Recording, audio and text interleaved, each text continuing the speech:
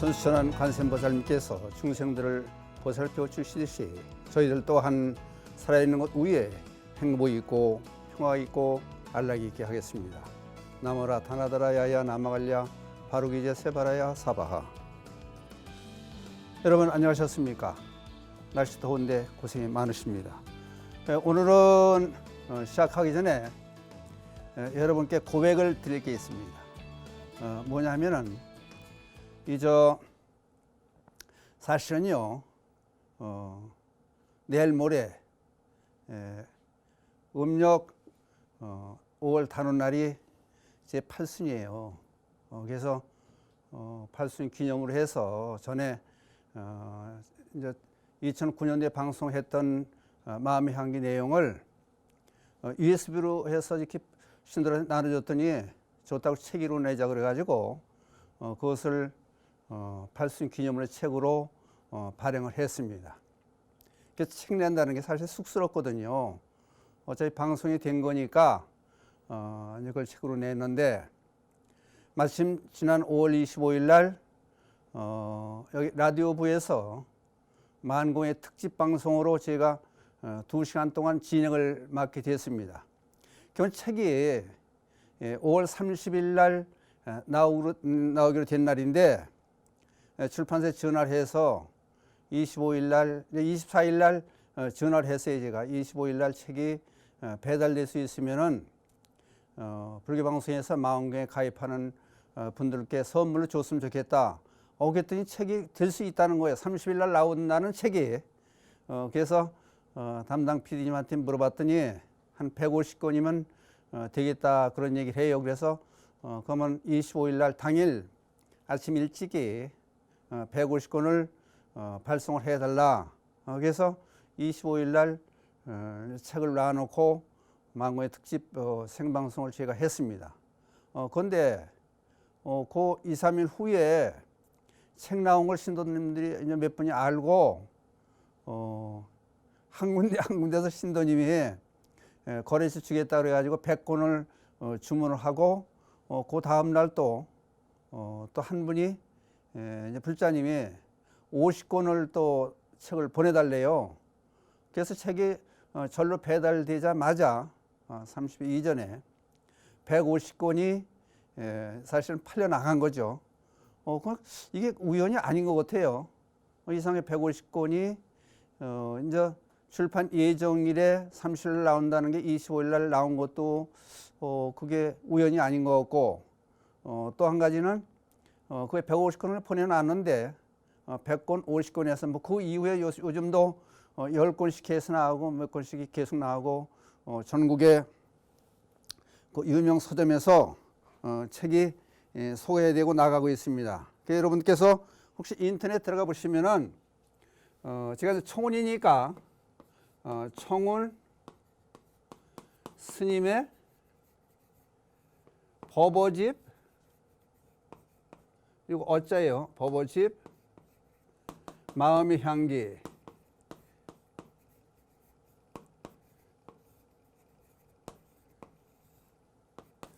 그 어떻게 보면 책 팔려고 선전한 것 같은데 사실 그게 아니고 8순 기념으로 불자님들에게 돌려주려고 사실 시작을 했는데 이게 인터넷 들어가 보면은 각 보도기관에서 보도를 많이 지금 하고 있습니다. 그리고 전국 인터넷 판매 유명 서점, 대형 서점에서 판매를 하고 있어요. 그러니까 책은 선을 보여드리기 위해서 이 책입니다. 이게 양장본 그러더라고요. 좋게 잘 만든 걸 아마 양장본이라 그러나 봐요. 그러니까 참고하셔서 보시고 이걸 여기서 보여드리는 이유는 어차피 저는 관세음보살님의 가피력이 아닌가 그런 생각을 하고 있습니다. 지금. 그러니까 여기 이제 만공에 가입하시는 분들께는 저쪽에 있는 복복자를 드리고 또 ARS로 전화를 해 주시는 분들께는 지금 핸드폰 전자파 차단 스티커를 드리고 있는데 추첨해서 책을 드리겠다는 말씀이에요. 먼저 시간에서 소개를 해드렸지만은 그래서 많이는 드리지 못하고 하여튼 비율을 봐서 추첨해서 책을 보내드리겠습니다. 저는 가끔 그런 생각을 해요. 여러분 쭈쭈바들 자주 봤죠? 쭈쭈바. 쭈쭈바가 안 나올 때는 불어야 돼요. 쭈쭈바를 부르면은 안에 있는 게 쭉 빠져나와요. 그래서 불교도 마찬가지로 이제 먼저 베풀면은 그 다음에 들어온다는 걸 저는 철저하게 그걸 평생을 살면서 느끼고 압니다. 그러니까 먼저 베풀어 놓으면은 그게 언제든지 다시 들어와요. 그러니까 불교는 몇 배로 이렇게 뻥튀기 튀기듯이 몇 배로 튀겨서 들어온다는 얘기예요. 그래서 저도 그거를 알기 때문에 이제 철저하게 그걸 실생활에서 느끼고 알기 때문에 여러분께 뭔가 좀 드리고 싶은 게 광운사에 오시는 분들한테 그래요. 아, 신도님들이 오면 불자님들은 뭘 드릴까 그래가지고 솔직한 얘기가 지금까지 광운사에 오시는 분들 그냥 보낸 적은 없어요. 저거 만나면 염주를 주든지 글을 주든지 책을 주든지 뭘 주어서 꼭 보내요. 근데 그게 베푸는 게 그게 되돌아와요, 말하자면은. 그러니까 뭐 되돌아온다 해서 베푸는 게 아니고 저는 좋으니까 다음에 오고 안 오는 건 저는 상관 안 해요. 그러니까 와 주신 것만 해도 고맙다는 생각으로 이렇게 베풀고 있습니다.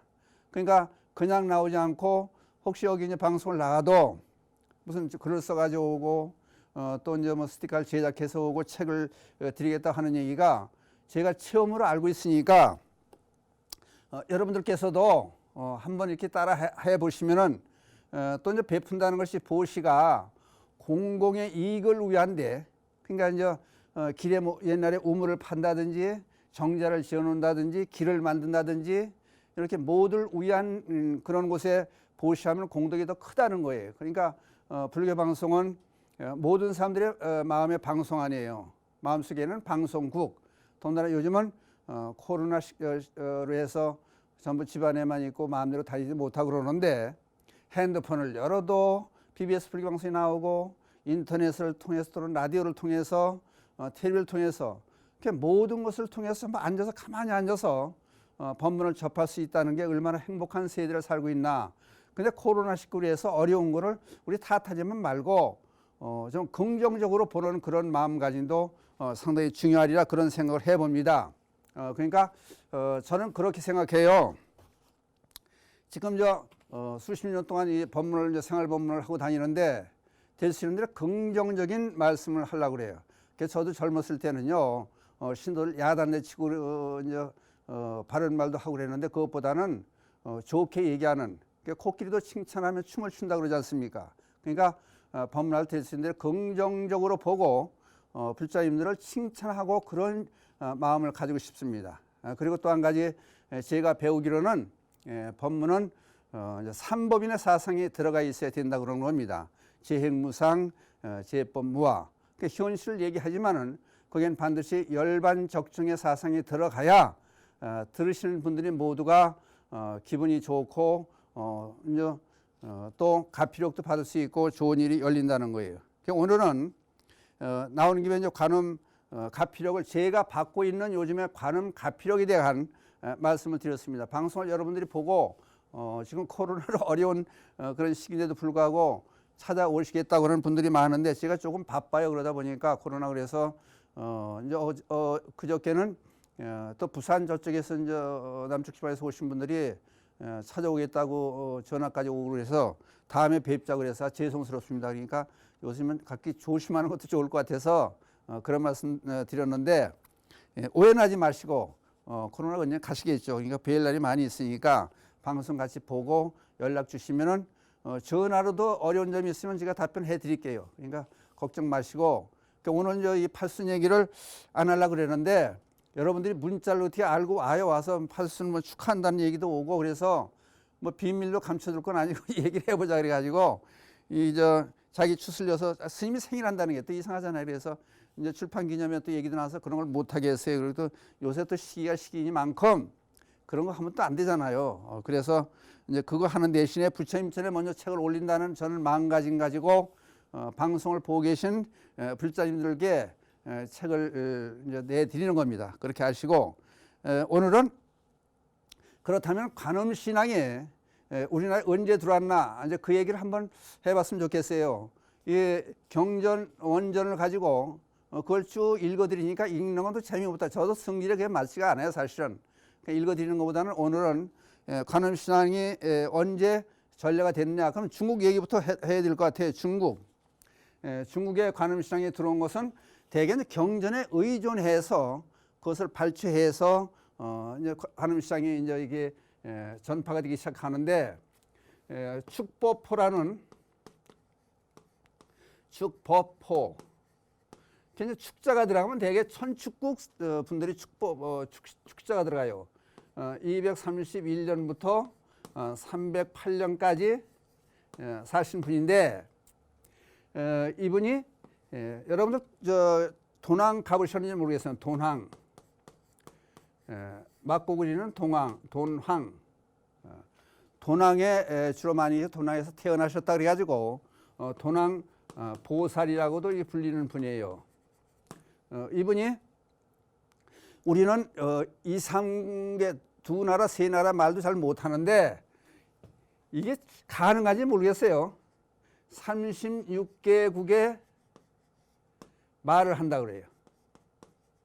36개국의 말을 할 정도면 이건 뭐 대단한 거예요. 이건 해 토픽감에 들어가겠죠. 요즘 같으면은. 그래서 이분이 이제 이 여러 가지 책 중에서 법화경, 이제 우리는 구만의 라집 3장에 쓴 정법화경, 묘법 연화경이 있는데 이분이 한역으로 번역한 거는 정법화경을 비롯해서 여기 보면은 154부에 154가지 경전 중에서 여기에 309개 경전을 번역을 한 그런 분이에요. 그러니까 이 돈왕에서 장안 쪽으로 와가지고 이렇게 인도에 직접 가가지고 대승경전을 갖다가 번역을 해서 전파를 한 그런 훌륭한 스님입니다. 근데 이 스님이 있을 때 여기 이제 양고승전에 나오는 얘기가 오늘 가피력 간센보살의 가피력을 얘기하는 거니까 여기 양고승전 어디 이제 출처를 되게 얘기해야 그 신빙성이 있는 것 같아서 양고승전에 보니까 축장서라는 분이 여기 정법화경 중에 관세음보살 보온품이 나옵니다. 여기서 이제 관음경을 관세음보살 보온별 관음경을 열심히 이제 지송하고 평상시에 열심히 지송하고 관음정근을 열심히 했대요. 근데 어느 날 이제 이웃집에서 불이 난 거예요. 불이 나는데 이 집이 이제 축장수라고 하는 이 양반의 집이 초가집이라 관음정근을 하고 이제 관음경도 외워보면서 관세음보살 정근을 열심히 한 거예요. 이제. 그러니까 바람이 자기 집 쪽으로 불지 않았으면 좋겠다 생각하고 기도를 했더니 바람이 반대 방향으로 가서 집이 말짱하게 남아 있었다는 거예요. 근데 이제 가피를 받았으니까 자랑 삼아서 축장수라는 사람이 이제 자랑으로 다니니까 동네 청년들이 망나이더니 그럴 리가 있겠냐고 그 거짓말 같은 소리 한다 그래가지고 몰래 횃불을 해가지고 지붕에 3번이나 던져본 거예요. 그랬더니 던졌더니 불이 안 타더라는 거예요. 그래서 이제 청년들이 와가지고 이분을 찾아와가지고 이제 사죄를 하는 그런 얘기가 양고승전에 나와요. 그러면 이때가 이때가 이제 동진, 서진, 처음에 이제 서진으로 시작해서 동진으로 이어져요. 근데 이 얘기를 하는 이유는 지금 이제 중국에서 우리나라는 중국을 거쳐서 불교가 전래됐으니까 말하자면 동진에서 우리나라로 이제 불교가 전래된 과정 속에서 지금 오늘에 하고자 하는 얘기는 여러분들 심청전 아시죠? 심청. 그러면 저번에 언젠가 한번 보니까 KBS 그 역사 스페셜에서 심청이는 실존 인물이었나 하는 걸 방송하는 걸 봤어요. 제가 우연히. 심청이는 그쪽에서 이제 방송에 조명 중국까지 가지고 전부 취재를 해서 방송하는 내용들이 심청이가 실존 인물이었다. 그런 얘기를 내놓더라고요. KBS에서. 그래서 그러면은 그건 일반인 쪽에서 보는 얘기고 우리 불자들 쪽에서는 그 심청이는 어떻게 볼 거냐. 이제 심청은 관음의 화신인가? 이제 그렇게 나와요. 불교 전례 얘기에서는 화신인가? 심청은 관음이 할신인가? 이런 얘기를 오늘 시간 나는 대로 이제 드려볼까 그럽니다. 그러면 이제 여기서 처음 시작한 게 이제 왜냐면 진나라 동진에서 이제 동진에서 불교가 전해드린 게 맨 처음 언제냐면 백제로 전해드려요. 백제 15대 임금인 침류왕 384년에 3자예요. 384년에 불교가 전래가 돼요. 여기서 이제 전래되는 게 물론 마라한테에 의해서 전래되고 맨 처음에 이제 전래해서 들어오는 과정이 법성포 성인 성자를 쓰더라고요. 법성포로 전래돼 가지고 요 성자예요. 이건 성자. 법성전래에서 불갑사가 맨 처음에 이제 마라한타가 창건을 하잖아요. 심유왕 때. 그런데 이때 이제 불교가 전래됐는데 동진의 마라한타가 심유왕 15년 384년에 불교가 전래됐다. 그러니까 불교가 들어온 이후에 얘기가 이제 그러면 관음시장이 그때 전해 들어왔다는 얘기예요. 근데 그게 역사로 자세히 전해지지 않는 이유는 가만 역사를 보면요. 승자 역사는 저는 그렇게 봐요. 역사는 승자의 기록이에요. 승자 이긴 자의 기록이에요. 그러다 보니까 백제가 망하다 보니까 신라한테 망했잖아요. 그러다 보니까 역사가 묻혀서 제대로 이제 조명이 안 됐다. 그런 면도 있는 것 같습니다. 그러면은 이게 이제 어떻게 되냐면은 요 시기에서 그럼 아까 이제 동진 서진을 얘기하다 말았는데 이게 이제 서진이 265년부터 시작해가지고 중간에 316, 317을 기점으로 해서 419, 419년까지 동진이 전해돼. 그럼 요 사이 419년 안쪽 아니냐? 그리고 여기 보면 384년이 요쪽에 보면 반드시 동진에서 불교가 전래됐다는 게 역사적으로 이제 증명이 될 수 있는 거예요. 근데 여기 이제 그 관음사 저쪽에 관음사에 이제 그 사적에 의한 거로 이제 발췌를 해내서 이제 되게 이제 조명을 해내요. 그러다 보면은 이게 또 이 해류 흐름이 남쪽에서부터 북쪽으로 이렇게 흘러가요. 중국에서 저 상해 밑에 절강성에서 이렇게 돌아가지고 북쪽으로 올라오는 그런 해류를 형성해요. 그러니까 얘는 돛담배 아니면 노를 짓는 거니까 억지로 중국을 바로 건너가지는 못하니까 저쪽 남해로 와서 서해안 쪽으로 이렇게 흘러가는 거예요. 근데 여기 보면은 충남의 예산 대흥 땅. 근데 지금 심청의 얘기가 전해지는 곳이 참 많아요. 언젠가 저도 여기 심청이 동상이 있는 백령도를 가봤었어요. 한번.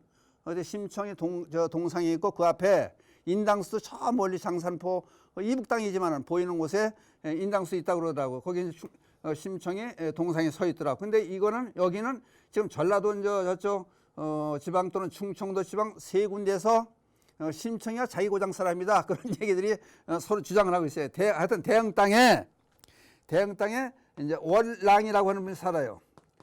그러니까 이게 이제 맹인이에요. 맹인데 심청은 신봉사고 심씨 아니에요. 근데 원시에 월랑의 홍장이라고 하는 16살 먹은 16세 된 딸이 등장을 해요. 이건 맹인 장님인데 이제 어머니 잃어버려가지고 둘이 사는데 이제 여기 나오기를 역사에 전해 내려오기를 어떻게 전해 내려오냐면은 법성사라는 절이 나와요. 법성사에 성공 스님이라는 스님이 등장을 해요. 성공 스님이 꿈에 금인그래 관세음보살한테 예시를 받는다는 거예요. 받아서 오늘 나가다 보면은 이제 불사를 하려면 되게 기도를 하니까 기도해야 하는 날 맹인을 앞을 못 보는 사람을 만날 것이다. 근데 그 사람이 불사를 담당할 것이다. 그러니까 그 사람한테 불사를 부탁을 해라. 그래가지고 이제 꿈을 꾸고 이제 선몽을 받은 거예요. 아침에 이제 길을 나오다가 월랑이라는 분을 만나요. 그러니까 이제 홍장의 아버지가 되는 분이에요. 그래서 사실 얘기를 해요. 사실은 꿈속에 이래서 지금 만나게 됐는데 이 법성사 불사를 좀 담당해 주셨으면 되겠습니다 했더니 저는 아무것도 없는 사람이에요. 근데 땅바닥에 엎드려 절하는데 이제 감각으로 장님이지만은 절하는 걸 다 알고 그래요. 그러더니 나는 가진 게 아무것도 눈밭도 없고 재산도 없다. 근데 어디 불사를 하겠느냐? 다만 나에게는 16살 먹은 딸아이가 있는데 총명하고 딸을 데려다가 불사에 보탬이 되게 하라. 그런 얘기를 하는 거예요. 그러니까 이제 나중에 이제 공장에 들어온 다음에 아버지가 그런 얘기 해요.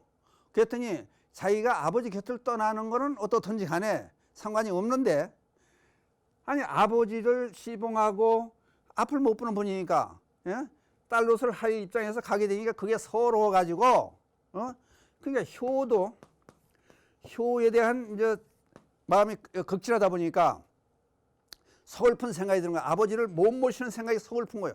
스님하고 약속을 해놨으니까 안 갈 수도 없고 그래서 바닷가를 나갔다는 거예요. 시름을 달래기 위해서 앞으로 어떻게 할 건가 그랬더니 난데없이 배가 두 척이 다가오더라는 거예요. 그러니까 배에서 사람들이 한테 호화른 배에서 이제 보니까 우리나라 사람들은 아니고 중국 사람이 내려오더니 보더니 맞습니다. 지금 진나라에서 이제 아까 전래됐으니까 진나라 황후가 돌아가셨는데 그쪽에서 꿈에 예시를 받아가지고 이 짝으로 오면은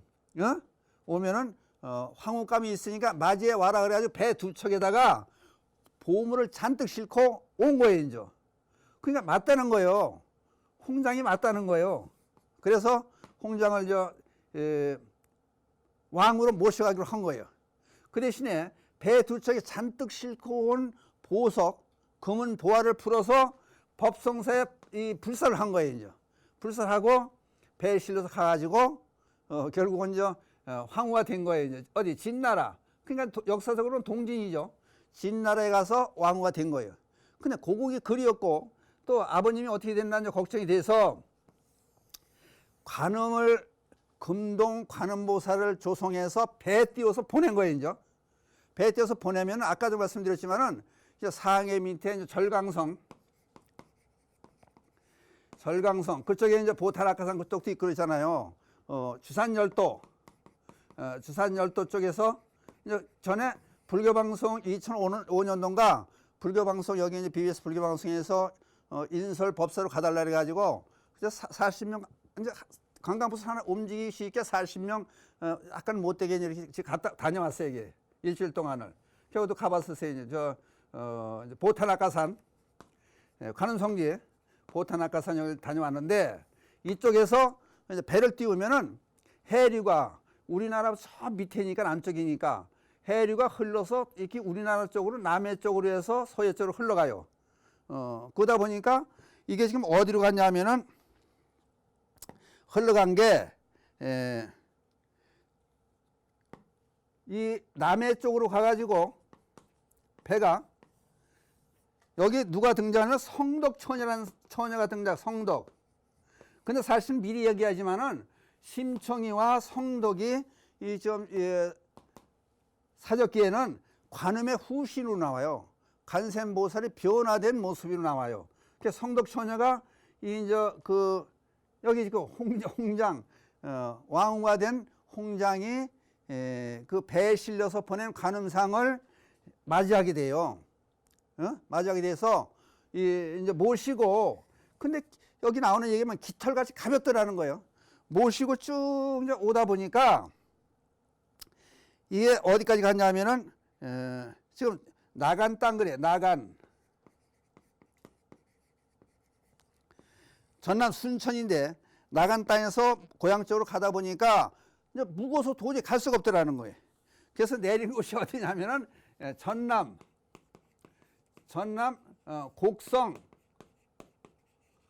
곡성 쪽까지 온 거예요. 이제 관세음보살님 모시고 곡성 쪽으로 와가지고 여기서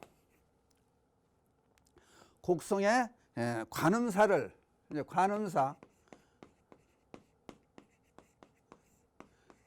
관음사에 모시게 돼요. 부처님을.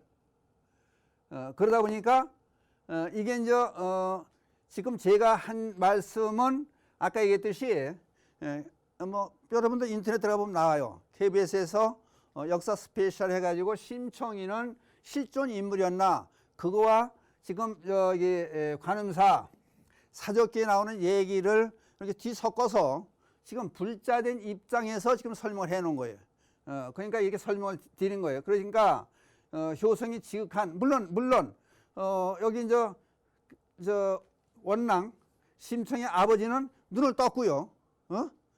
그래서 눈을 떴고, 이거를 모델로 해가지고 수많은 작자들이 심청전을 만들어낸 거예요, 말하자면.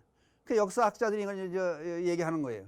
그러니까 여러분 인터넷 들어가 보면 재미있는 얘기들이 많이 나와요. 이 얘기를 주축을 해서 얘기가 나와요. 그래서 그러면 오늘 핵심적인 얘기는 관음보살의 가피력이라는 게 지금 우리가 얘기하는 천수경의 설주가 관세음보살이에요. 그러니까 관세음보살의 가피력이 엄청 뭐 희한한 얘기들이 많이 나와요. 그 얘기들을 앞으로 쭉 풀어낼 건데, 예를 들어서 이제 자장률사 얘기라든지 또는 의상조사 또는 보덕각시에 대한 얘기 또는 오녀스님에 대한 얘기 같은 별별 얘기들이, 재미있는 얘기들이 참 많이 나와요. 그러니까 나중에 한번 이제 그걸 열어가는 과정에서 관세음보살이, 우리는 먼저 번에 얘기할 때 그런 얘기를 했어요. 이게 이제 종교가 되려면은 사사무해법계 사상을 그대로 녹여내서 우리 생활 속에 접근을 시켜야 된다. 근데 이게 가능한 얘기냐? 어떤 사람들은 그래도 그럼 관음보살이 화신 와서 성덕처녀와 심청으로 이 화연에서 나타났다는 얘기를 믿지 못할 수가 있는 거예요. 근데 이제 앞으로 전개되는 얘기들을 쭉 보시면은 수많은 얘기들을 제가 시간 나누어 해드릴 거예요. 그러면은 관세음보살하고 평생 살아간 사람도 있어요. 살아간 스님도 있어요. 그런 얘기들을 이제 풀어낼 건데, 우선적으로 상즉 삼익에 대한 얘기를, 상즉 상입. 예를 들어서 이제 점차적으로 먼저 번에 선만 조금 보여드렸는데, 사사무해법계 사상에서 육상 원흉의 사상까지 풀어나가면은 그게 이제 기의 철학, 또 에너지에 관한 거를 얘기해야 실제 저는 많이 시험을 해봐요. 그러니까 해본 걸 저는 얘기를 해요. 무조건 터무니없는 얘기는 안 해요. 스님이 또 잘못하면 지옥 간다는 거예요. 쓸데없는 얘기에. 전에 지축에 지금 서울 포인 지축에 있을 때 어떤 얘기를 했냐면은, 오래된 자리에서 포도나무가 두 그루가 이렇게 커요. 그래서 넝쿨이 쭉 그늘을 만들어 놓고 이제 그늘막까지 만들어 놓고 그러는데, 포도가 넝쿨을 무슨 열리질 않는 거예요. 그래서 신도들한테 약속을 했어요. 저번에 열리게 하겠다, 포도를. 그걸 어떻게 하실 겁니까? 그래서 신도들한테 그런 얘기를 했어요. 같이 신도를 보는 앞에서 몇 번을 그랬어요. 포도가 안 열리면은 어차피 벌레만 끼니까 포도나무를 비워버리겠다. 두 그루를 비겠다고 몇 번씩 얘기했어요. 신도를 같이 듣게 하고. 그랬더니 그 해 큰 소쿠리로 두 개가 까뜩 열리도록 포도가 많이 열렸어요. 그러니까 나무도 얘기를 알아듣는 거예요. 심지어 옆집에서 나무가 이렇게 내 집으로 넘어오면은 나무를 대놓고 이렇게 만지면서, 너 이쪽으로 자꾸 놓으면 자를 거요. 너 비워버릴 거요. 그리고 자꾸 암시를 주면은 나무에 돌아간다는 거예요. 어떤 사람, 이거 거짓말 같아서 하지 마라. 이게 해봐요, 한번 여러분들도.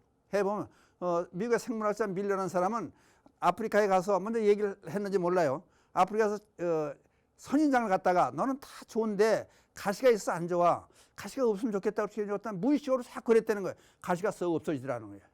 그러니까 하척 이우는 사람들, 농사 짓는 사람들, 또 가정집, 예를 들어 집이 안 팔리는 사람들이, 공장이나 집이 안 팔리는 사람이 저한테 정부에서 많이 찾아와요. 그럼 거기에 대한 비법을 이런 데서 공개하면은, 솔직하게 공개하면은 시비 대상이 돼요.